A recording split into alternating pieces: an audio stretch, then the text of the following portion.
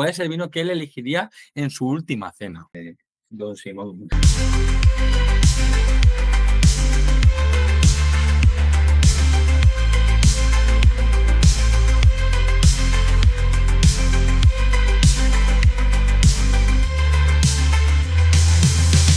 ¿Qué pasa? Muy buena, Miguel. ¿Cómo estás, Álvaro? Muy contento, tío. Muy contento del día de hoy. Hoy no somos dos en pantalla, ¿eh? Hoy somos tres. Somos tres ya. ¿Qué pasa, Luis? ¿Qué tal? ¿Cómo estamos? Bienvenido al podcast. Muchas gracias. Antes de empezar, comentar que teníamos muchísimas ganas de este episodio, ¿verdad, Álvaro? Sí, porque además Luis es un amigo, o sea, no es una persona extraña que hayamos conocido durante el paso de nuestro podcast. Es alguien que habíamos contado desde el principio, pero que hasta el día de hoy no habíamos coincidido o encontrado el momento para presentarlo. Sí. Y además que hablar sobre el vino creo que es un tema que da para mucho. Igual no nos dará para un episodio, nos podría dar para dos, pero bueno, si no, ya haremos un segundo episodio. Para los que queráis. Y nada, que teníamos muchísimas ganas, porque eso que es un tema muy importante, que no habíamos comentado todavía, y qué mejor que rodearnos de Luis, ¿no? De una persona que conoce tanto el mundo del vino y que le gusta tanto, para poder comentar este tema. Así que, Álvaro, ¿qué te parece si comentas un poco quién es Luis? Luego que se presente oficialmente, pero coméntalo tú primero, como si no estuviera en la pantalla. Me escondo ahora de repente. Y Bueno, ya pues sí, le damos arranco. caña a la intro y le damos paso a la sección de invitados a fermentar y ya que entre Luis. ¿Te parece? Perfecto. Pues bueno, rápidamente y a rango general brevemente. Luis es un compañero nuestro del máster de los fermentados allí en Tarragona. Estuvo graduado en biología y luego a posteriori hizo la parte de bioinformática, ¿era Luis? Y estadística, ¿no? Sí, bioinformática y estadística. De hecho, fue después del vino, pero... Exacto. Entonces, junto con la parte enóloga, esa parte más aficionada y de conocimientos que vamos a hablar hoy, pues tiene todavía conocimientos sobre la parte de biotecnología, que además está haciendo un doctorado. ¿Es así o me he equivocado? No, lo has dicho bastante bien. O sea, quitando el orden de los factores, es lo mismo. En este caso no altera el producto. O sea, no altera el producto de vino al final. Bueno, pues vamos a hablar de vinos y aunque Luis ya ha hablado, ya le hemos dado paso y todo, vamos a dar paso a su sección para poder hablar de vinos. Así que dentro música.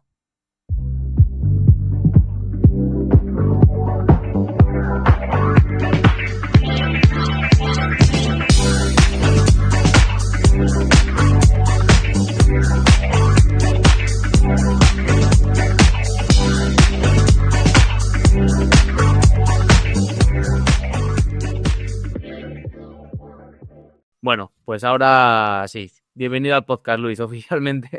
Muchas gracias. Yo también tenía ganas de estar aquí con vosotros hablando. ¿Empiezas, Álvaro, con las preguntas o qué?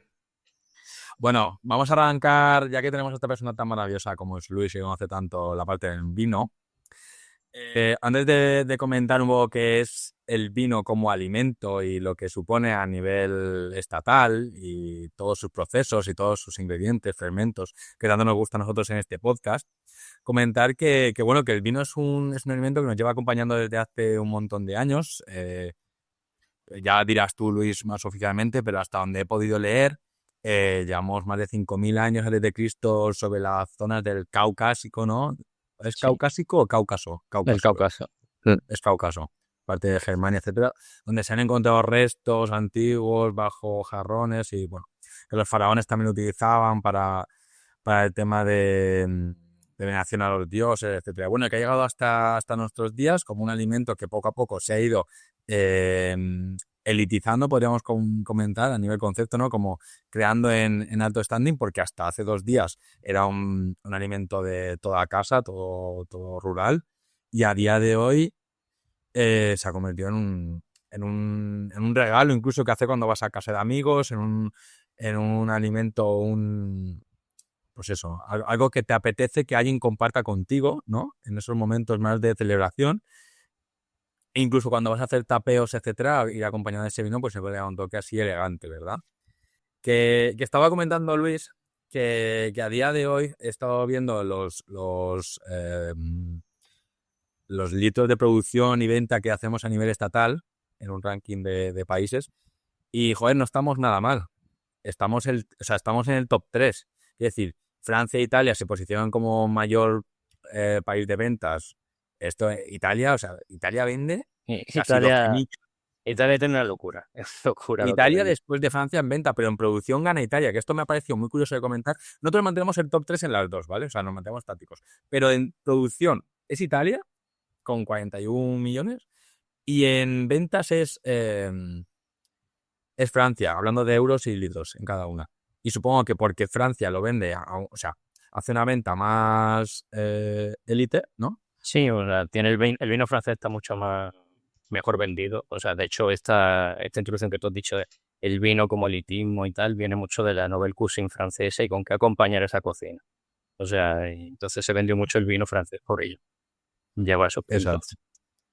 Y el italiano se sigue haciendo porque, o sea, Italia tuvo una incursión en la parte de producción de vino muy, muy antigua. Es decir, los antiguos griegos ya como que ya tenían el vino como, o sea, como un vino que hacían en la parte en la parte de la bota itálica, en la zona Sí, baja. en la zona sur de Italia sí se Ahí generaban allí sobre todo. muchos tipos de hecho, muchas denominaciones de origen italianas de tinto o algo están muy relacionadas con antecedentes griegos o las primeras colonias romanas de allá, de esa zona, de ese desarrollo. O sea, ¿Sabes qué he leído? Así curioso.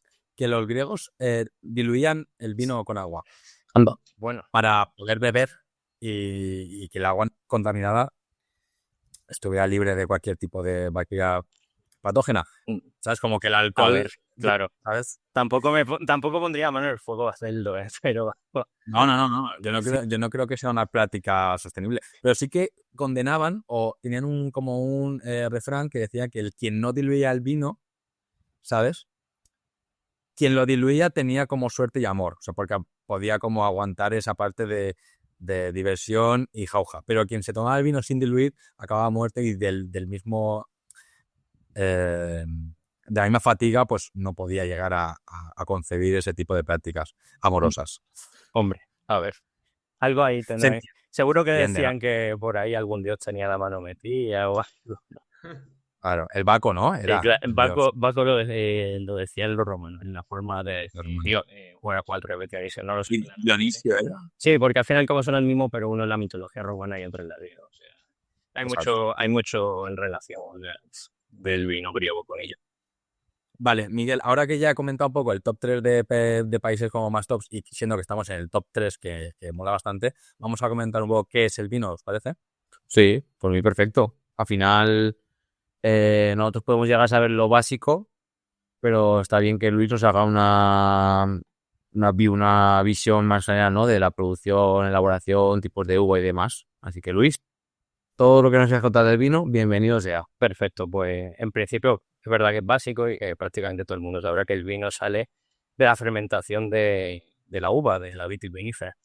También es verdad decir que eso es porque lo más generalizado es que el vino sea con esta fruta y históricamente se ha hecho con esta, pero también existe vino de otras frutas. En regiones donde no se puede crear y no puede cultivarse la vitivinífera, la parra o la vid, pues se utilizan y se hacen vino incluso de frutas tropicales o de frutas del bosque. Por ejemplo, hay vinos de arándanos, vinos de piña. Es algo muy que me gusta recalcar porque se dice vino directamente y vamos a hablar de vino de uva y es lo más lógico, pero que vinos de fruta hay muchos y muy variados. Ahora, el vino de uva, pues básicamente es obtener de lo que viene a ser la pulpa de la uva todos esos jugos con sus respectivos compuestos, ya sean el azúcar, los ácidos, los compuestos de polifenoles como pueden ser los taninos, etcétera. Realizarle una fermentación con Saccharomyces cerevisiae, como pasa en la cerveza o en otro tipo de fermento alcohólico, y ya proceder o después de esa fermentación, según los distintos tipos de vinos que podemos ver, pues directamente embotellarlo y dejarlo directamente para el consumo, realizar otro tipo de fermentaciones para bajar ciertos tipos de características de esos vinos, como puede ser una acidez muy pronunciada, bajársela o desarrollar otro tipo de aromas, o, por ejemplo, realizar maduraciones. el proceso de maduración obtiene otros aromas terciarios o otro tipo de sabores, incluso de cuerpos o palatabilidad diferente. Y eso es en carácter general, eso es lo que es el vino y cómo son sus procesos. Y una pregunta que me surge ahora, o sea, como consumidor de vino básico, total, conocedor muy amplio del mundo de la cerveza, pero no del vino, todos los tipos de vino, ya sean blancos, rosados, tintos y demás, sufren los dos tipos de fermentaciones, la fermentación alcohólica y la fermentación maloláctica. No ocurre. O sea, he pensado entrar más en detalle, pero sí, la fermentación no pasa nada, tranquilo. La fermentación maloláctica prácticamente se utiliza en todos los vinos tintos, porque los vinos tintos al generar una concepción del cuerpo que tiene, por ejemplo, mucho amargo porque tiene tanino, al estar fermentado con los ollejos, o incluso a veces con los raspones o ciertos tallos, lo que buscan con esa acidez que genera al principio, que en los vinos blancos sí se busca, que es mucho más pronunciada debido a la ácido málico, que es muy típico, como si pareciera la acidez de las manzanas, buscan rebajarlo y hacerle una acidez mucho más llevadera para que el conjunto del cuerpo del vino entonces se mantenga. Y eso ocurre prácticamente en todos los vinos tintos. En algunos blancos sí se le llega a hacer, porque la acidez se sobrepasa, o en algunos rosados también. Y sobre todo actualmente con el cambio climático, que afecta bastante a la acidez final del producto del vino, el crecimiento de la uva con el cambio climático, al fin y al cabo. Pero Qué sí, guay, ¿no? sí. La verdad que es un mundo que no tengo muy profundizado y, joder, pues que está guay. Yo me acuerdo cuando hicimos el máster que nos dio unas connotaciones básicas del vino, pero claro, como ya nos hemos perdido tanto de ese mundo, pues no... Pasado a paso. Ya solo me dedico a beberlos de vez en cuando y Ya, hombre. ya está, es todo lo que conozco. Lo importante es beberlo y disfrutarlo, eso está claro. Bien. Pero bueno, Oye, pues vamos a escuchar también cómo se hace, ahora que sabemos lo que es, aunque hemos dado unos ápices, y así también hacemos ese tipo de preguntas un poco sobre el proceso, en dónde se ve y dónde no, ¿no? ¿Os parece? Podemos hacer, si queréis, la del vino tinto y a partir de ahí como comentamos las demás, por qué las demás no lo tendrían o no, este tipo de... Hombre, o incluso cosas concretas de la producción que después vienen, que hay algunos que tienen más cosas. Claro, de momento todas parten de la uva, Sí, pero ¿qué hay que comentar sobre esto? en principio tenemos el vino blanco, los vinos tintos, incluso a veces no se consideran los rosados dentro, o sea, vinos blancos tintos,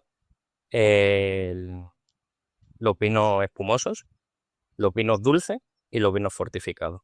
En términos generales, también podríamos hablarse de vino aromatizado, pero ahí entraríamos en cosas como el vermut y tal, que también es muy interesante y es un vino concreto muy interesante de estudiar, pero creo que es más secundario respecto a las líneas principales. Lo que les caracteriza a todos los vinos es lo que hemos dicho, fermentación. Obtenemos el jugo de la pulpa de la uva y fermentamos esos azúcares. Al no ser fermentación sencilla, tiene muchos procesos, pero con Saccharomyces. Después, en tinto, esa fermentación se mantiene a una temperatura un poco más alta en los fermentadores, junto en contacto con los ollejos de la uva. Esto produce que se mantenga y se vaya dando una coloración al vino, que es lo que produce que sea un tinto. Realmente, los vinos blancos también vienen de la misma uva, pero se le quita el ollejo. Entonces, al quitarse el ollejo, obtenemos el vino blanco. También es verdad que las fermentaciones se hacen a temperatura más baja. Eso hace que se mantengan características ácidas o florales, que es las que nos gustan en los vinos blancos. Hablamos de ollejos como de las pieles. Sí. Te refieres a la parte de la piel, ¿no? Sí, sí. Ollejos, pieles de la uva o raspones, eso es lo que lo he dicho antes también, son la parte central del racimo. O sea, sin todos los granos, sin todas las bayas de uva, la parte central. Algunos vinos se utilizan. Vale. Entonces, en tintos se quedan reposando esas pieles con los compuestos más oscuros. Sí, los taninos, los Y en- polifenoles, y en los y en blancos no. temperaturas más... Sí, en temperaturas y más lo- altas. Claro, Vale. una vez cuando tú terminas el blanco, prácticamente cuando ya quitando ciertas opciones, pero en líneas generales, cuando ya terminas toda esa fermentación, coges y embotellas. Puede haber Blanco. Sí, el blanco. Puede haber maduración en barrica. De hecho, a mí personalmente me gustan mucho los blancos madurados en barrica, unos 6 meses o incluso menos, y le aportan otro cuerpo y otras características que están bastante interesantes.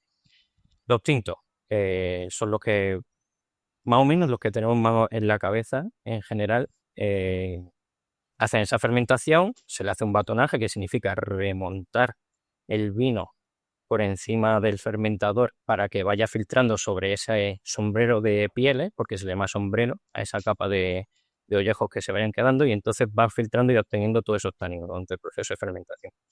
Una vez lo extraemos, se dejan los ollejos en los fermentadores y se obtiene todo ese vino. Ese vino se le puede realizar generalmente, la mayor parte de las veces, se le realiza la fermentación maloláctica. La fermentación maloláctica se hace con una bacteria láctica que es Oenococcus oveni. Es muy, por decirlo así, y de más forma muy puñetera, porque solamente crece, se encuentra en las pieles de la uva y crece muy concretamente, por casualidad esto parece una cuestión de destino, muy bien después de que la levadura haya creado todo ese ambiente alcohólico en el vino.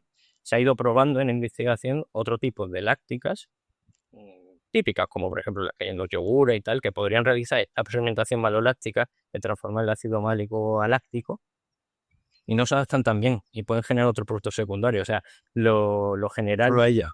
lo general, la que lo hace mejor es esas bacterias súper concretas a cierta temperatura con esos grados de alcohol, y genera y hace ese cambio tan necesario en muchos vinos tintos para que se quede en boca, se quede mucho más redondo, porque no tiene un ácido tan punzante. Y después esto se termina, sacamos directamente el vino tinto de esta manera, un vino tinto joven, o cogemos y hacemos una maduración en barricas, según el tiempo que pase y según la denominación de origen o incluso zona del mundo, pues la calificamos en ciertos lugares. Esto le aporta aromas terciarios y otros complementos en boca. Y también se puede hacer maduración en botella. Le dan una evolución al vino, bajan incluso los taninos. De hecho, cuando tú tienes un vino tinto ya madurado en barrica y todo, y lo dejas durante años, esto típico de que lo guardé en bodega y tal. Primero, no debería hacerse tanto porque el vino está bueno como te lo indican. Tómatelo cuando toca. Pero ahora, si haces eso, sí, claro que va a evolucionar. Va a perder astringencia, menos cuerpo, va a ser más ligero, cambia directamente. Pero eso produce esta en botella, que también puede ser una maduración interesante de decir. Después, los vinos espumosos son los que son menos conocidos, creo, en forma de acid, junto con los fortificados. Claro, porque, perdón que te corte, pero hasta ahora todos los vinos que has nombrado, tanto vino tinto como blanco, van sin gas. No, claro. Ahora vamos a meterle un extra que es el espumoso, que por su nombre Ya. aparece ahí ¿no? Los que tienen burbujitas, ¿no? Un carbonato, sí, algo carbonatado. ¿Por Sí, qué sí. se da, no? No, claro. Pues después de hacer una fermentación primaria, como se haría en los vinos que ya hemos dicho, sin ollejo, en estos casos, los espumosos, quitando algún rosado, no suelen ser tintos, vamos, no hay. Así que después de esa fermentación primaria, lo que se hace es meter este vino en unas botellas concretas, donde se le pone una mezcla de licor de triaje, donde mezclas un vino, un azúcar y una levadura. A veces simplemente es azúcar con una levadura. Generalmente viene de todo de origen vínico, o sea, el alcohol o el vino que se mezcla es el mismo que se ha producido, o el azúcar que se suele poner es un mosto de azúcar, un mosto de uva que esté concentrado, aunque podría ponerse azúcar, y la levadura.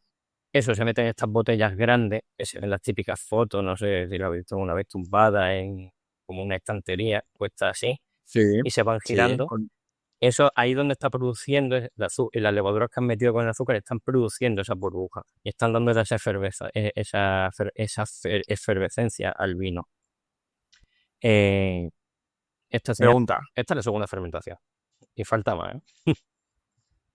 Pero es esa figura tan característica de poner las botellas hacia abajo, un poco en diagonal para que vayan girando y carbonaten. ¿Qué función hace? ¿Por qué no podrían ponerse de pie? Si las pones tumbadas, al fin y al cabo, todos esos productos de desecho, que son levaduras muertas que van muriendo en el ciclo de acabar el azúcar, se van quedando al final de la botella, en el cuello, y después es más fácil de quitarlas. Esto se llaman las lías. Por eso hay a veces que se dice reposo en lías. Porque está quedándose todo el vino, todo ese proceso de esa segunda fermentación se está haciendo sobre esos restos de levadura. Ah, que le vamos a quitar. No como Claro. una cerveza que dejamos. Esto es como el típico vídeo que ves de que cogen la botella boca abajo, le hacen ¡pla! Y le pegan un golpe y revientan la botella básicamente, ¿no? O le quitan el corcho, las lías salen al principio y luego lo vuelven a tapar para quitarle esos pozos. Claro, ¿No, Luis? eso es el degüelle. Eso es el El siguiente. degüelle. Después, cuando termina la segunda fermentación, hacen el degüelle. Quitan todas estas lías y tenemos ya un vino carbonatado. Ahora, ¿esto qué hacen? Esto tienes que mezclarlo también con más vino para rellenar la botella, pero también aquí vienen los grados de azúcar, porque los espumosos tienen distintos grados de azúcar. Muy concreto, no me sé de memoria todos los grados, pero según el grado de azúcar, tú mezclas una parte de vino y otra parte de azúcar. Y eso lo mezclas con el vino que ya tiene espumoso, con cuidado, obviamente, y lo vuelves a embotellar. Cuando ya no le pones ningún tipo de azúcar, sino que rellenas con vino o con alcohol vínico, se le llama Brut Natur, porque no tiene ningún tipo de azúcar, es 0 gramos por litro. Y eso O sea, solo. ahora tuve la denominación a cero azúcares residuales, que ya los ha comido todos, Claro. prácticamente, y los ha carbonado. Es que no serían azúcares residuales, son azúcar añadido. O sea, claro, azúcar añadido. A lo que ya Claro. está. No sé qué metas el mosto. Si pones un mosto de vino, sí que es un. No, sí, Un vino. no, porque al fin y al cabo residual es cuando lo que te genera después, o sea, tú terminas la fermentación y te quedas con cierto azúcar. Esos son residuales, pero sin haberle añadido. Aquí, aunque le pongas un mosto, pues coge y ya le está añadiendo Ya. azúcar de fuera. Y eso es lo que tiene el espumoso. Otros vinos los otros vinos que hemos hablado, los dulces. Aquí ya esto es variado, cada sitio lo hace, vamos, cada denominación de origen tiene una cosa tal, pero en términos generales lo que se busca con esto es hacer una sobremaduración o recoger la uva en un momento donde tenga una cantidad de azúcar mucho mayor que agua en la pulpa. Esto que produce que cuando tú ya has generado todo este proceso de fermentación, sí que te quedan unos azúcares residuales importantes. Ahora, esto ya depende según la denominación de origen. Aquí en España, por ejemplo, utilizamos mucho o se sacan mucho los vinos dulces de uvas pacificadas. Recogen la uva y la dejan en el cero así de mimbre, secando al sol. La secan en el suelo. La secan al sol, literalmente, y eso ya después, con el jugo que sacan, que por eso cuesta más caro, pero para sacar ahí mosto, tiene telita. Coge y fermentas y generas Pedro Jiménez, por ejemplo, que conocemos mucho y nos gustan tanto. Después también están los otros procesos que se utilizan mucho en Hungría, uno de los vinos más caros, el Tokaji Aszú o los Sauternes en Francia, buscan que un microorganismo fúngico que se llama Botrytis cellulea rompa la piel de la uva y que se deshidrate. Aparte de la acción del hongo que vaya consumiendo cierto ácido y los cambie, concentre, rompa la piel de la uva y entonces evapore y se concentren en más azúcares y más ácido. Y con esto hacer el vino.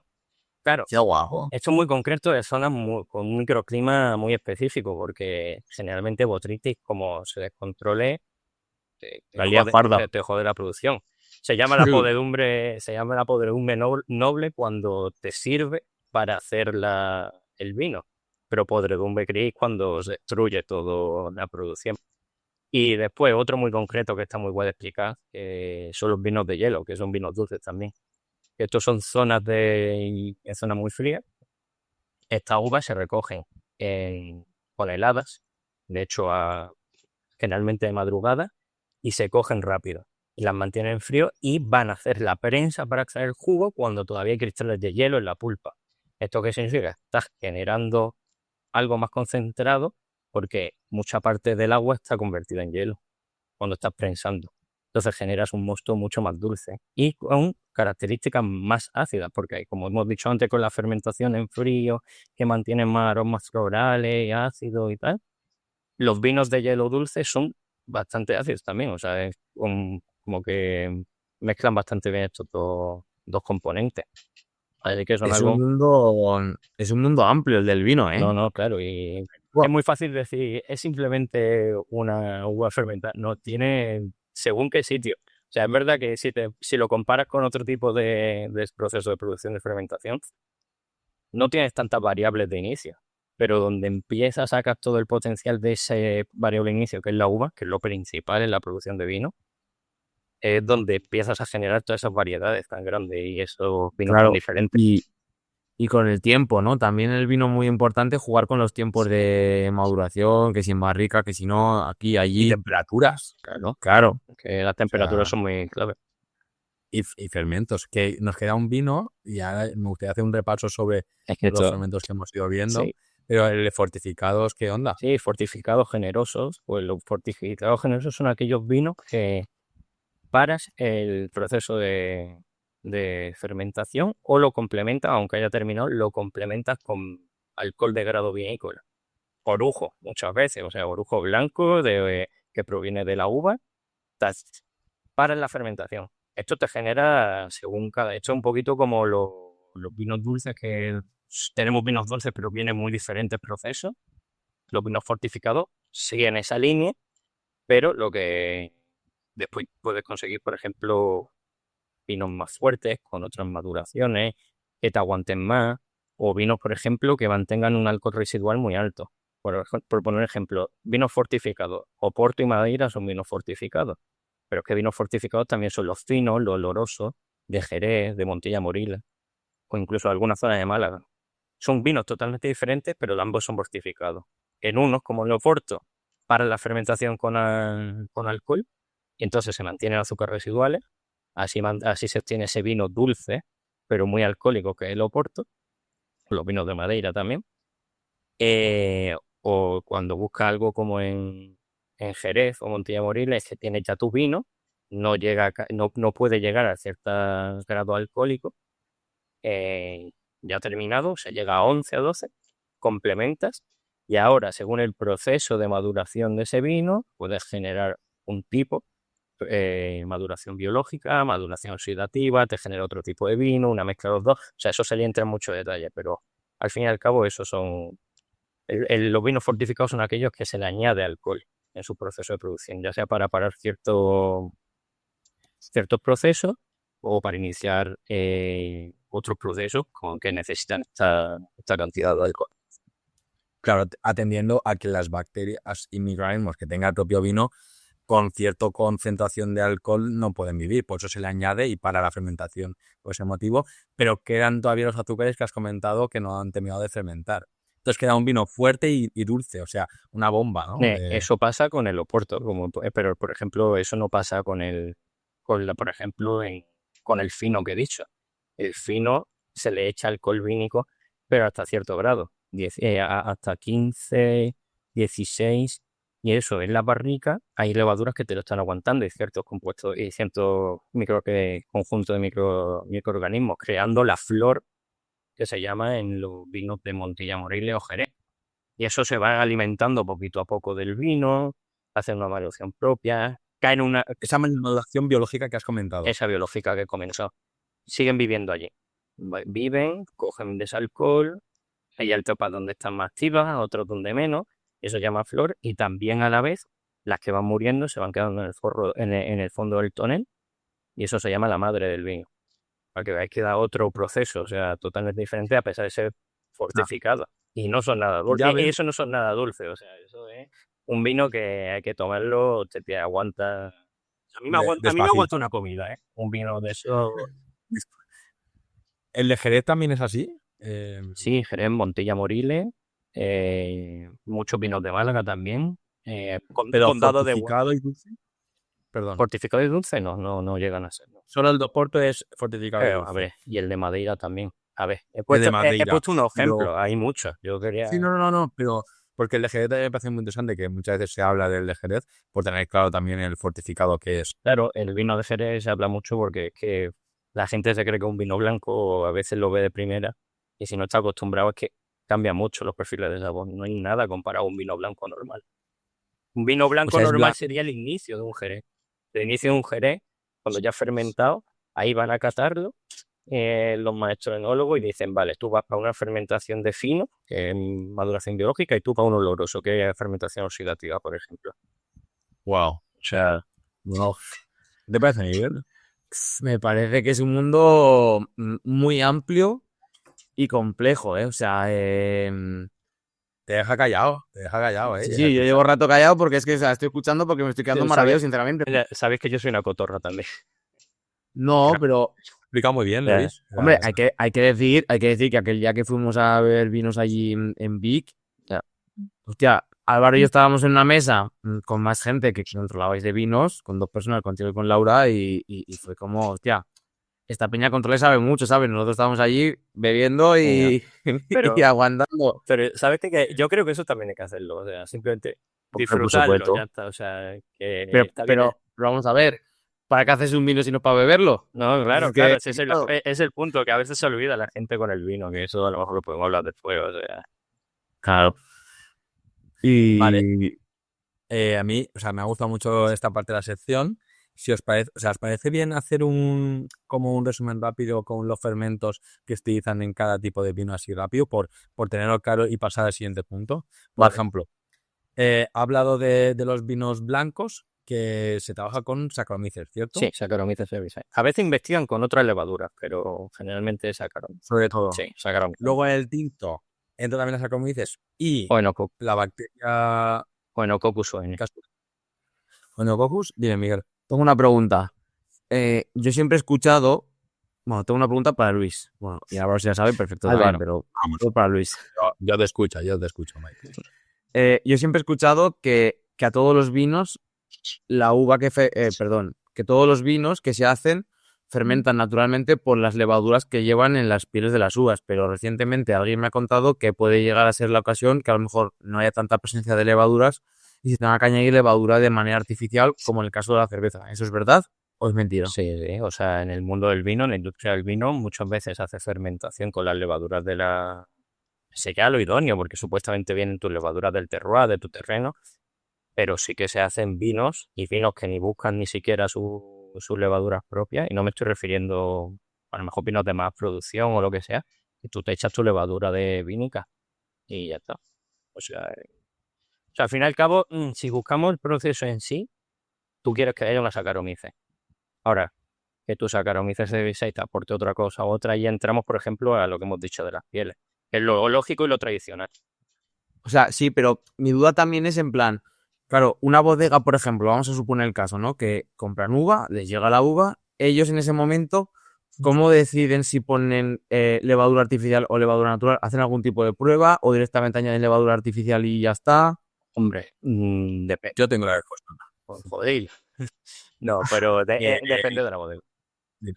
Yo creo que cualquier bodega a nivel industrial y con los tiempos que corren, etcétera, lo más controlable es añadir tu propia levadura. Es una manera de homogeneizar el producto final, es una manera de vender siempre un poco los mismos productos y también te evitas tener que estar haciendo controles, procesos extras, que seguramente si no vas a una cata de vinos no se va a valorizar en toda la parte de supermercados, ¿verdad, Luis? Que no, si tú quieres conseguir el mismo tipo de vino, pues tendrás que utilizar el mismo proceso con los mismos ingredientes y lo mejor es hacerlo tú. Claro, por eso Yo creo es lo que me refiero. En momentos industriales me refiero a de gran producción. Por ejemplo, Castilla-La Mancha, muchos de los productores, no me refiero a un vino concreto que estemos buscando algo, sino vamos a producir vino. No tiene sentido a lo mejor esperarte una fermentación espontánea. Hablando un poco de esto de fermentaciones un poco más naturales, hago un pequeño impasse para hacer un poco de promoción de un chico, que eso os va a interesar bastante. Hace poco conocí a un chico que es de un pueblo al lado del mío, que podríamos ir a visitar algún día, que hace vinos 100% naturales, ¿vale? O sea, es todo fermentación completísimamente natural, no lava como tal las uvas de una manera muy estricta, es todo muy natural, hace una bodega típica de pueblo bajo tierra y me parece cuanto menos interesante. Entonces, desde aquí propongo una quedada de este podcast para visitar esa bodega Me parece y bien, alguna sí. otra, por supuesto. De hecho, muchas veces sorprenden esa bodega y dicen, no he probado una cosa igual desde mucho Claro. tiempo. O sea, No, pero es cuanto menos interesante porque además es un chico que es joven, que ha empezado hace poco y está empezando con el proyecto y bueno, creo que es un proyecto que es diferente, ¿no? Porque al final él lo hace en casa como se hacía antañamente y con fermentaciones 100% naturales. sí, eso merece la pena. Yo una vez me acuerdo Eso tiene alguna pinta. Como dices, Y para enlazarlo, perdón, con lo que estábamos comentando, pregunta. Ese chico, entiendo que a nivel espontáneo de levaduras tendrá, porque la propia piel tiene, como comenta Luis. Pero luego en la maloláctica la hará. ¿Tendrá que añadir bacterias? Pues no lo sé. A Oenococcus, ¿no? ¿Era Sí, la Oenococcus? Onococo Eni. O sea, Ahí voy a decir, vale, hace trasvase. ¿Y la bacteria que espontáneamente aparecerá? ¿Imitará a otros? Porque esa generalmente, es la mejor. vale, generalmente cuando esa está también en la piel de la uva. No puedo decírtelo con exactitud porque no sé si se inoculan a veces la Oenococcus, probablemente en procesos industriales. Si es que en esos vinos tintos a veces se hace la malolástica. Hay vinos tintos los que no, aunque en la mayoría se le hace. No sé, no te lo puedo decir con exactitud de si inocula una Oenococcus N o no. Pero que si tú mantienes las pieles y se hace un proceso de fermentación alcohólica, después debería generarse una fermentación malolástica, porque están las propias pieles de la uva. Muy bien. Pues esa es la pregunta. Bastante interesante, la verdad. Yo creo que es muy interesante, la verdad. O sea, que están las dos a nivel piel, espontáneamente pueden trabajar. Claro, claro. Que es lo que supongo que habrá sido a lo largo de la historia lo que haya dado de sí el Sí, vino. claro, bueno, esto es muy variable. O sea, al fin y al cabo, a lo mejor antes no se hacía malolástico o un vino sí lo hacía y no sabía quién por qué estaba haciéndolo de esta manera o de la otra y los vinos cambiaban. O sea, Bueno, perdón por interrumpir lo de los fermentados que estaba diciendo Álvaro, pero si quieres volver a empezar el repaso rápidamente. Vinos blancos, Saccharomyces. Sí, vinos blancos hemos comentado Saccharomyces, como pasa con la cerveza. En el tinto igual, pero sumamos el Oenococcus, que hemos dicho que también está en la piel. Los espumosos, entiendo que Saccharomyces, Saccharomyces. ¿no? Sí, Saccharomyces. A fuego, tanto en la carbonatación posterior como en la previa. Sí.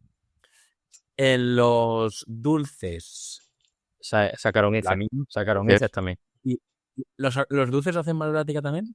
No, en principio no. No, es más blanco sobre todo, Sí, ¿no? Y los fortificados los for- hacen Saccharomyces y le metemos el alcohol que hemos destilado previamente. claro, o después un distinto conjunto, como en ciertos fortificados, que es lo que hemos hablado de la flor de La parte de la maduración puede contener otros sí, tipos generalmente de fermentos. sí, generalmente son un conjunto variable de levadura de muchos tipos y de distintos tipos de bacterias. Eso es lo que compone la flor del vino pues de estos vinos fortificados de Jerez o de Montilla o lo que fuera. Vale.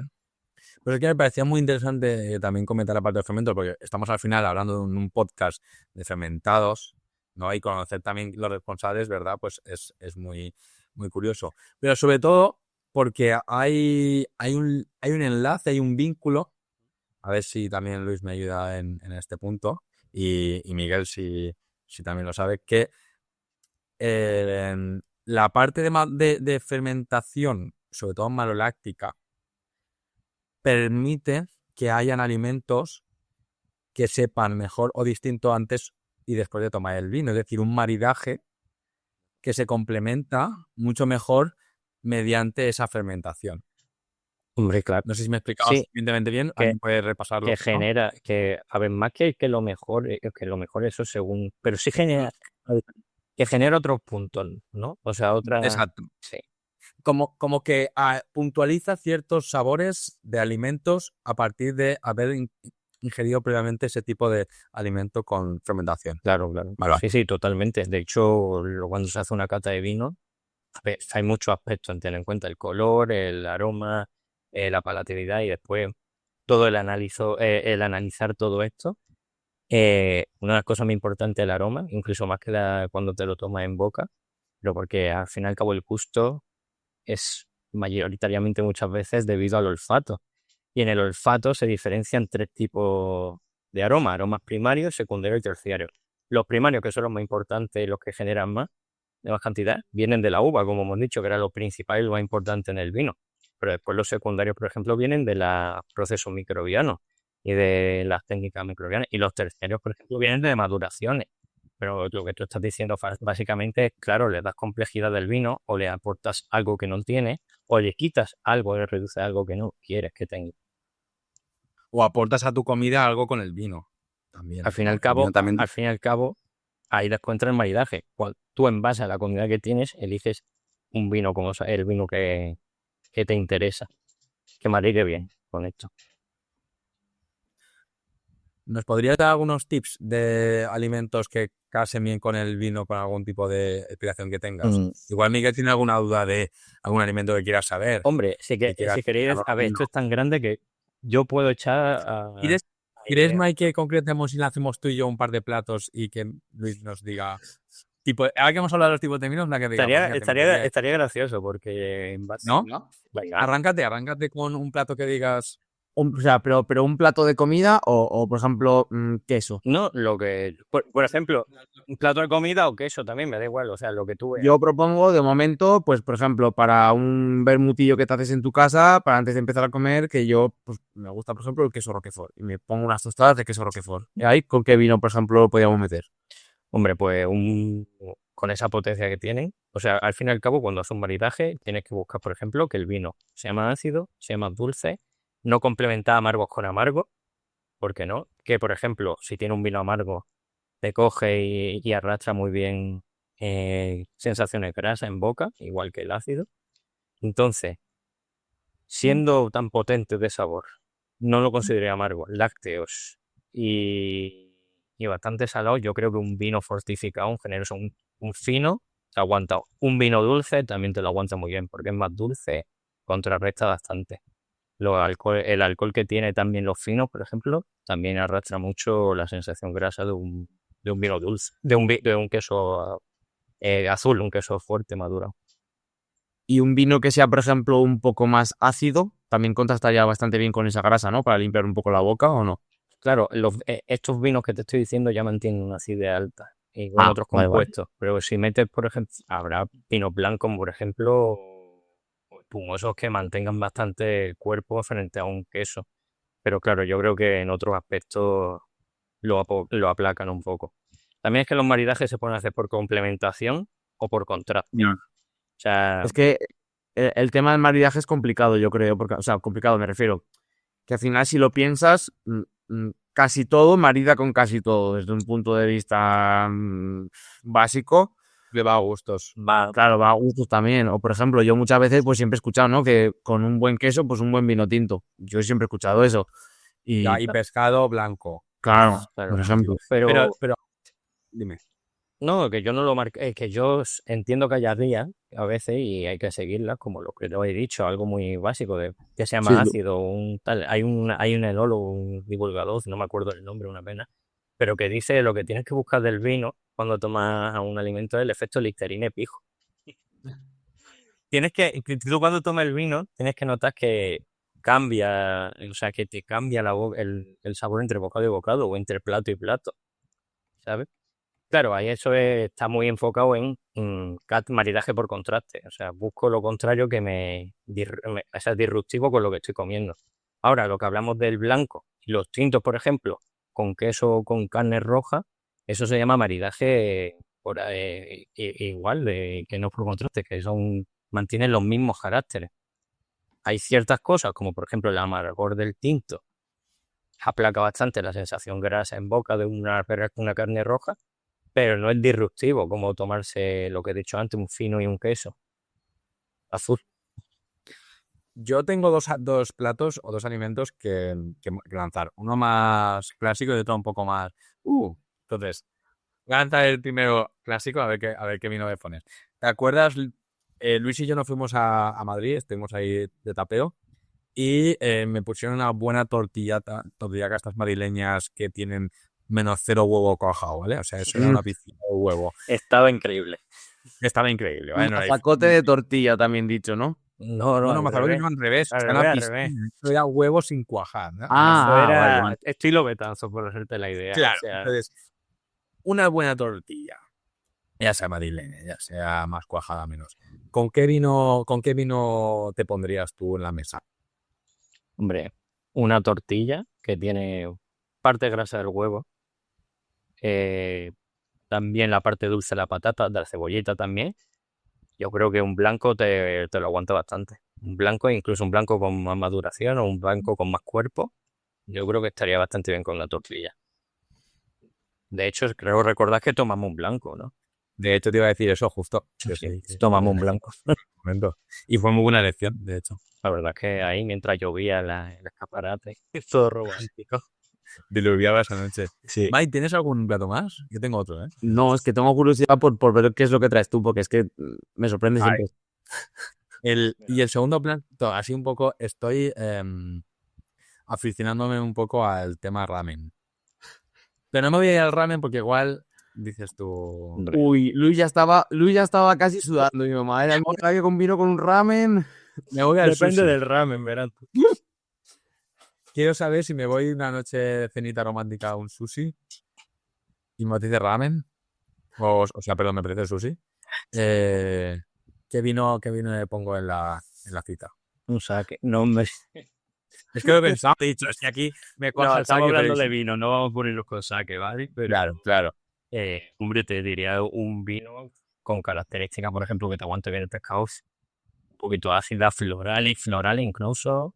Yo creo que algo floral y ácido, que entre esas dos cosas ahí, a mí me pega mucho con... Sí, y el Además, arrocito, ¿no? El blanco. Sí, pero aparte, por ejemplo, pongamos que te da por tomarte toda la carta de sushi de atún rojo. Y ponerte como... Claro. Pero ya está, como... Full por ese- grasa. Full grasa. Acidito y floral le pega que no vea. Sí.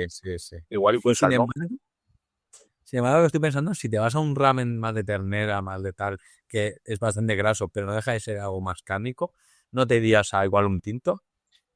Sí, pero no me diría el tinto que tenemos en la cabeza de me tomo un tinto con una carne roja, un esto. No, ¿cuál te dirías? Un tinto ligerito, un tinto más Sí. que no tenga pena más. Un tinto joven, yo creo que un ramen o algún tipo de ramen especial, por ejemplo, te lo aguanto bastante. O sea, a mí me Vale. Y última, tengo la última. Como le está valenciano. gustando, le está gustando, ¿eh? Es que es un juego de locos, ¿eh? Es como valenciano. ¿Con qué te tomas la paella? A ver, Un pirito. ¿De pescado o de carne? Conejo, ¿vale? Voy conejo porque la del señorito y la del negro ya me la sé. La respuesta. Quiero la paella valenciana, pollo, conejo, bachoqueta, garrojo, pim, pam, azafrán. oye, pues muy versátil en verdad la paella, ¿eh? Si te pones a pensarlo. Mira, Esa me parece... yo te voy a decir, yo si me tomo 3 platos, vamos para allá, me pongo 3 tapas de paella porque soy un goloso ese día y me apetece echarme. La primera me la tomo con fino porque me entra fresquito tal. La siguiente a lo mejor ¿Fino me la... blanco? Fino. Un Pero un fino fortificado. blanco. Sí, es un fortificado. Un fortificado. Un fortificado. Es verdad, un fortificado fino que lo has comentado, sí. Sí, a lo mejor incluso esto alguien dirá, a placa. No digo yo que no, pero yo creo que también la paella tiene la voz potente como para aguantarte ese vino. Después, un vino blanco creo que sería lo mejor con una paella. Un vino blanco incluso más madurado, no te diría uno joven. Y un tinto joven, sí, un tinto joven también te lo aguanta. Yo creo que en carnes blancas como el conejo, el... Sí, el Bueno, pollito. si le meten patos, como dicen algunas veces, que se le mete pato a la paella valenciana, te aguanta hasta el tinto más incluso. Sí, eso es verdad. Es verdad que va un poco referente a esa grasa que pueda contener, ¿no? La carne. Sí, o el sabor a carne roja, que pato no tiene mucho, al fin y al cabo. O sea. Oye, ¿tú no quieres preguntar unas migas o algo? ¿Con qué tomarías las migas? Yo qué sé. Pero es que las migas aragonesas, vamos, como me diga otra cosa que no sea tinto, es No que me no hay queda. cabida. Ya está. Tú tienes ¿no? un poco eso montano y ya Mi- está. Claro. Migas con chorizo, costilla y huevo frito. Es un tinto Oye, que como Dios. yo probé en Zaragoza unas de bacalao, esa que dices. También hay de pescado, pero las más comunes son con carne. Ya, Yo probé la del pescado. Yo también probé en Extremadura, también probé migas con, bueno, probé con sardinas está muy bueno. y me ofrecieron con café. Sí, eso es una cosa que no llego a comprender del extremeño, pero Y lo respetan. Es decir, que como aragonés que soy, me sentí un poco ofendido. A ver, pero es que las migas no solamente son aragonesas, están en todos lados.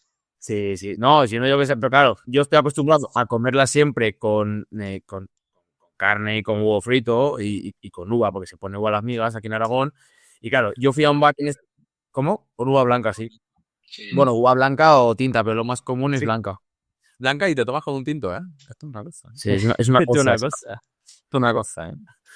Pero claro, yo, como chascarrillo, simplemente fui a Extremadura y nos sentamos en un bar y claro, tú sabes que en muchos sitios en Castilla y León, sobre todo, también tú pides una cerveza y te ponen pincho, ¿no? Una tapa.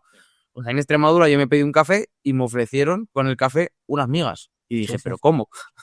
Ah, pero Pero claro, por Para separado. desayunar. Yo pensaba que le habían hecho las migas con el Pero café. por separado. No, no, pero para echarme el café en las migas. Claro, se hace así, se echa el café en las migas. Eso es lo Claro. que querés. Y ahí, Café con pan, ¿sabes? Ahí. claro, y ahí es como que mi cerebro dijo, bueno, como aragonés hizo... Aquí se acabó el maridaje, ¿no? Se le acabó el maridaje en Ya las está. migas, o sea. Ya está. Me da igual los grasos, los ácidos, Da igual. Se métele café y se acabó. los amargos. Ala, toma, chaval. Café y fuera. Que el café, por cierto, también es un producto fermentado, pero eso lo dejamos para otro episodio. Pues sí. Em, Chicos, estamos ya entrando en recta final. En conclusiones, bueno, hemos hecho un buen repaso de fermentos, estilos. El Luis nos ha dado una clase de maridaje espectacular y ha Sí. superado el concurso de platos Vale. total. No sé, yo Nadie me ha puesto unos macarrones con tomatico ni nada. Lo he pensado, pero me ha parecido como soez, vulgar, cutre. He dicho, Eh, no seré yo una persona. No seré yo la persona. Después que el vino es elitista y no me ponen macarrones con tomatico al lado. Joder, hay que hablar de que el vino ha estado en la mesa de todas las casas españolas durante mucho tiempo y se ha Sí. tomado con todo. Y el pan Claro, y claro. vino era la alimentación de todas las noches. Hombre, hay que pensar que el vino era un producto que todo el mundo hacía en su casa prácticamente. Y Lo que te que- alimentaba y te calentaba. Pero Sí, es, lo sí. que, es lo que se producía aquí. Y es que la vid crece que no veas. O también Claro. como anécdota, también contar, yo por lo que escuchaba, por lo que escucho en el pueblo, ¿no? Que en mi pueblo, por ejemplo, es muy típico que la gente tenga bodegas, estas típicas bajo tierra, que son, o sea, no son muy grandes, pero es donde hacían antiguamente, pues, bisabuelos y demás, hacían los vinos. Y siempre cuenta que se pillaba unas borracheras ahí dentro increíbles. ¿Pero por qué? Porque cuando tenían que trasegar el vino de una cuba a otra, claro, el trasiego le ponían una manguera y como no podían levantarlo ni nada para trasegarlo, lo que hacían era por fuerza de... succionaban con un tubo, succionaban con la boca y hasta que no llegaba el líquido al tubo no paraban de succionar, entonces claro, siempre pegaban un trago, ¿sabes? Entonces, pegaban un trago y ya trasegaban el vino. Entonces, claro, se pegaban así, pues una tarde entera trasegando toneles y demás, y decía que se pillaban todos unos ciegos increíbles, ¿no? Hombre, normal. Es que vamos a ver. Menos mal que Había llegar. algunos que decían, uy, esto ha segado poco. Esto se va un poco. Y de ahí la expresión, voy un poco trasegado, ¿no? Ah, no lo sabía. No, yo no sé qué es la expresión. Sí, Totalmente. no, me Me la puedo inventar, pero- me la voy a apuntar, la verdad. Voy un poco tras. Claro. Pero bueno, yo por encarar un poco ya recta final del podcast, encararía a las 3 últimas preguntas finales para Luis. Álvaro, ¿qué te parece? Sí. Sí. Son fáciles y rápidas, así curiosas para darle el último chascarrillo, ¿no? Claro. A mí había una que iba sobre el tema variedades de uva, pero ya has comentado muy bien Sí. que todo el tema del hongo, que durante, bueno, las variedades no iban sobre todo, pero que la materia prima es muy importante, la parte de cómo deshidratan para meterle más azúcar, que si el hongo, que si el hielo, que si tal. No sé si quieres comentar algo de las variedades, no hemos comentado nada, Sí, es bastante o amplio. sea, el es tema. muy, las variedades son muy amplias. O sea, hay variedades para aburrirse, o Para sea, tomar. para ahí tomar. Pero básicamente lo que le da esas características, dice, al fin y al cabo son uvas todas, sí, pero lo que buscan esa uva, porque por cierto tienen más azúcar que las de mesa, eso no sé si lo sabíais, pero tienen más Bien azúcar, comentado. más bien azúcar que las comentado, de la uva de mesa, porque claro, al fin y al cabo de ahí cuando saca el alcohol. Pero todo lo que Vale. da esas características al vino final son el perfil tanto de azúcar que genera, como de ácidos que genera, de taninos que genera, y eso depende mucho de cada uva. Claro, Vale. y también los polifenoles, los taninos son polifenoles, pero los polifenoles también son la parte que tinta el vino. Por ende, si tenemos una uva blanca, Que tengo sí, que o controlar. polifenol.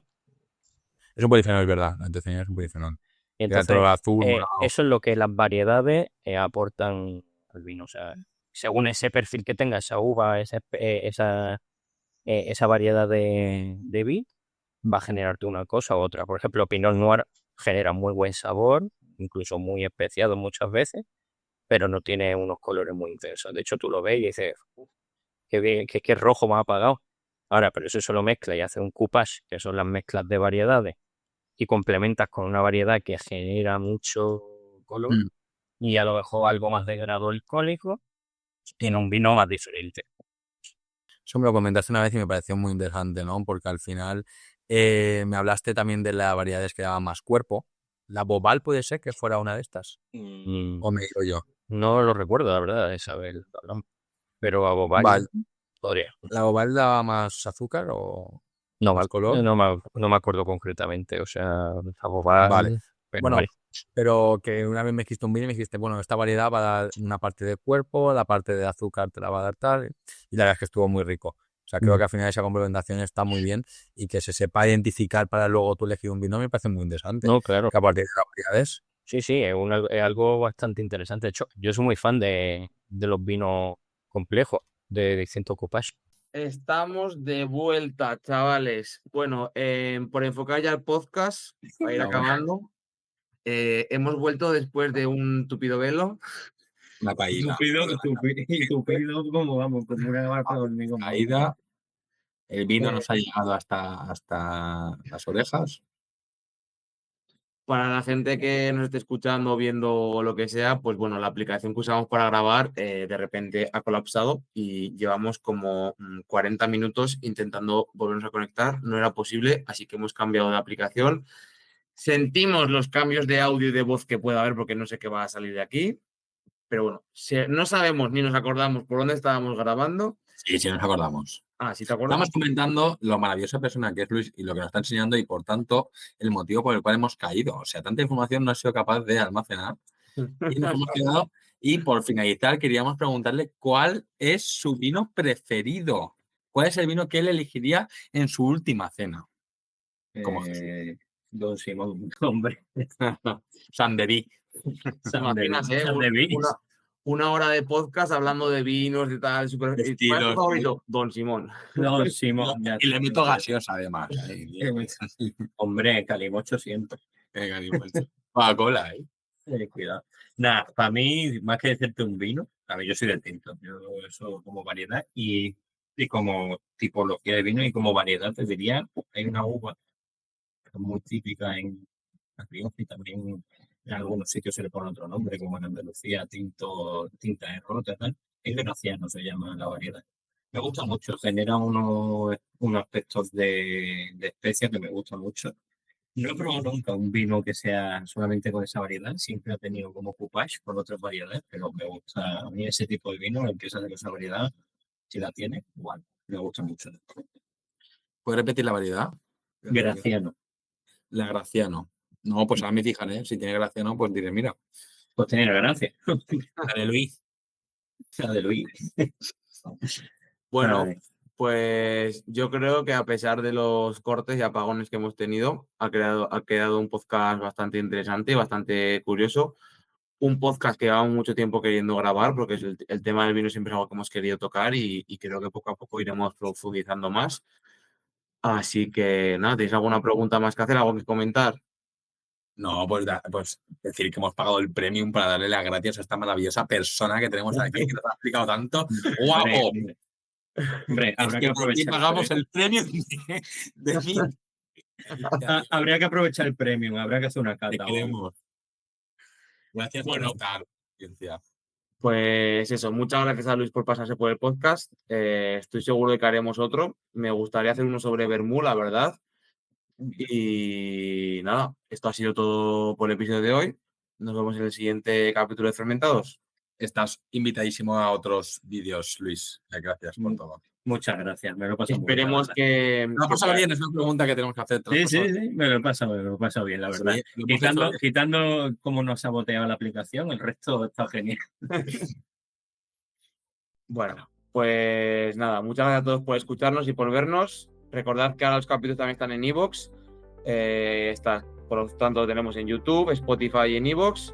Así que nada, dadle mucha caña a los episodios y nos vemos en el próximo. Hasta luego. Chao, chao. Adiós.